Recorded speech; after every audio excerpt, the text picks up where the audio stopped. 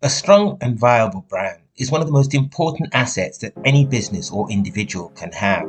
A brand goes before you, it leads the way, and communicates on your behalf. Carefully cultivated, a strong brand can create advocates and ambassadors. Not only that, but it can make friends out of strangers and even turn doubters into believers. However, in order to maintain the strength of a brand, you must be able to get the best out of it. So what are the 10 ways to get the best from your brand?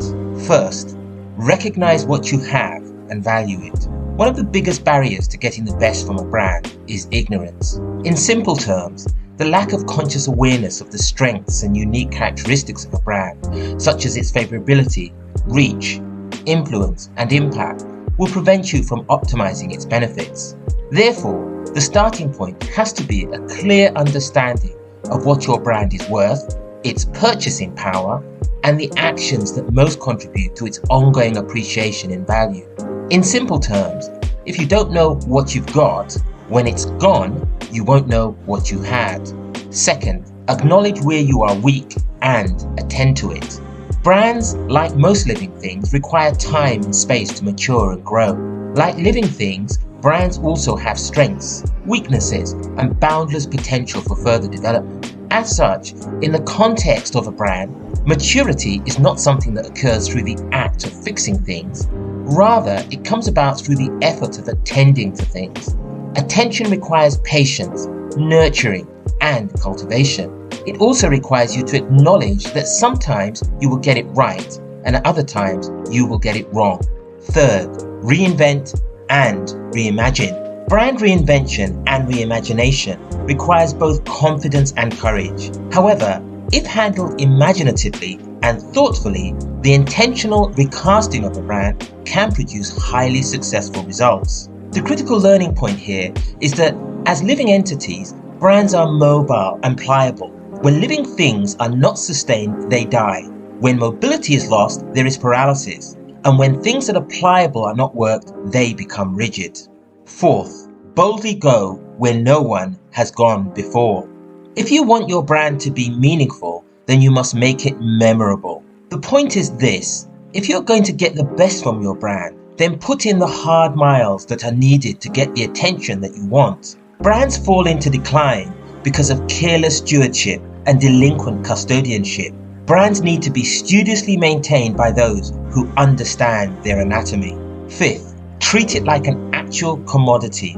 A commodity is a tangible product as well as something of value and worth. The imagery here is intentional because to get the best from your brand, you must see it as an asset and as such, a form of currency with which you can trade, bargain, and position yourself with. Whether you know it or not, or believe it or not, brands attract attention. They open doors and close them. They can start conversations and end them. When brand awareness rises to the level of a commodity, it is treated as such. At such a point, the awareness and appreciation of that brand can be used tactically to leverage influence and effect change.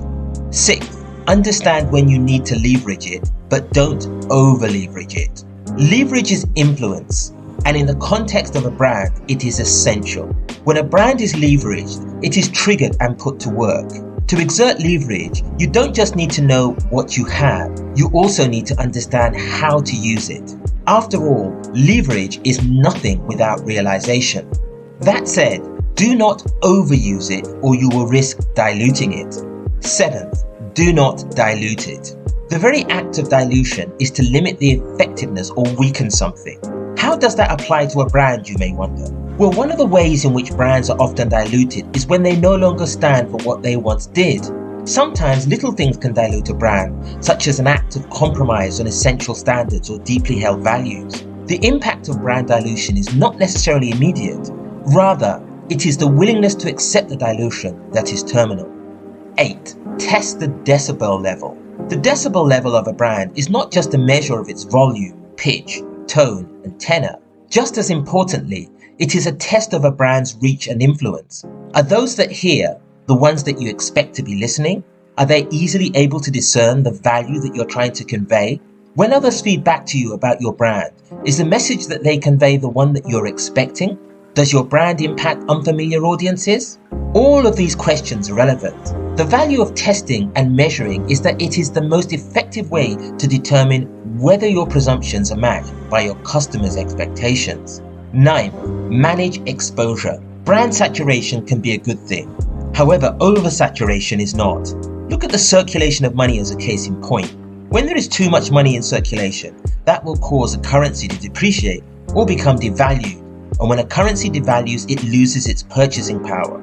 The same broad principle applies with the devaluation of a brand. This is because devaluation impacts upon the perception of a brand. Sometimes what people look for in a brand isn't the ordinary, it is the rarity. 10. Develop brand connectivity and proximity. Everyone who uses a Wi-Fi enabled device will immediately understand what happens when they try to utilize the device outside the Wi-Fi connectivity range. Suddenly, access to the internet and other functionality is lost or significantly diminished. The very same principle applies to a brand that falls outside the range of its audience or customer base. A brand is not strong in spite of its audience, it is strong because of it. Maintaining connectivity and proximity is not just necessary for a brand's development, it is fundamental to its survival. So those are the 10 ways to get the best from your brand. Please subscribe to Believenomics on YouTube. Like and share this video across your social networks. If you want to connect to Believenomics, you will find all the links in the description for this video. And if you want to read more about the issues covered in this video, please head over to Paul Oladinika on medium.com, where I post a new blog once a week. Thanks for watching.